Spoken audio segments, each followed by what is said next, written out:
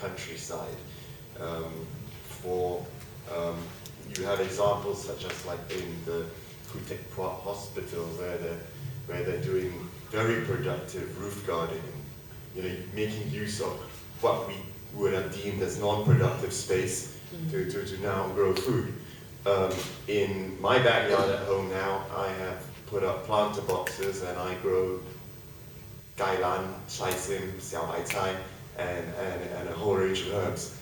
And through quite an innovative irrigation system that's organic and hydroponic, it grows very quickly with the right kind of soil and fertilizers.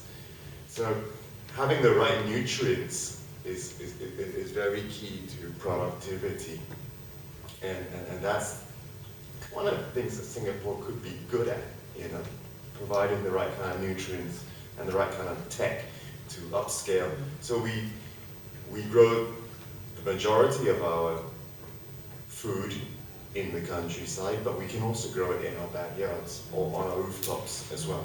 And that's something that AVA has been looking into very extensively as well. Actually, if you look at every HDB estate, there's plenty of land around it, right? But you only grow all these prim and proper plants that you can't eat and has no smell and are completely useless, like bougainvillea, And if you dug a hole big enough and channel all the rainwater in there, will also help PUB and you won't have any floods, right? And you can grow tilapia. For example, people all look at the regular food, but Chelsea is the frog princess. She grows frogs. And actually there are snails that you can eat, apple snails. And monitor lizards can also be eaten because if you don't destroy them, they become a pest. So you can actually grow them and eat them, So you can have alternative things that you can eat. That doesn't have to be a cow that big, It can also have protein, like I would say you have to look for the right methodology. And I think for that, Dr. Kiam, you are the expert on that, right?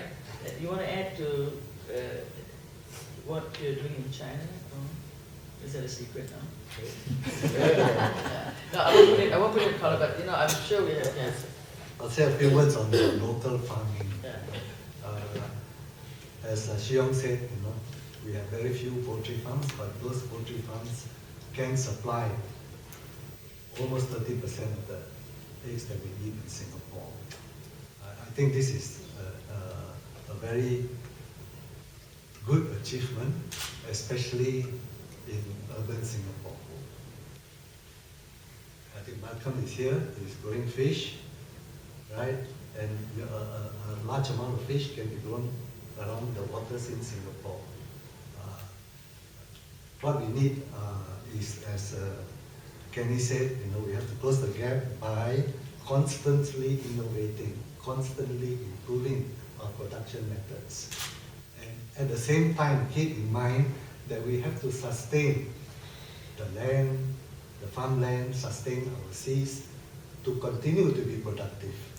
Right? I think this is something that is very unique in Singapore, that we are demonstrating that we can do it. Our vegetable farmers are producing vegetables for our to meet our needs, fresh vegetables.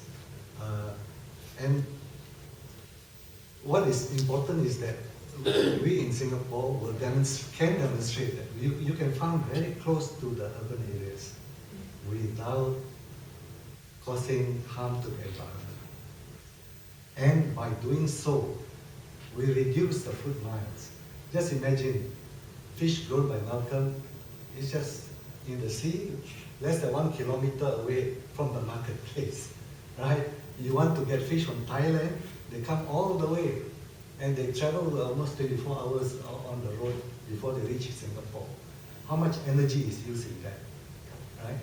So, if we would like to contribute a little in mitigating climate change in the world, right, we should farm our food very close to the marketplace, right?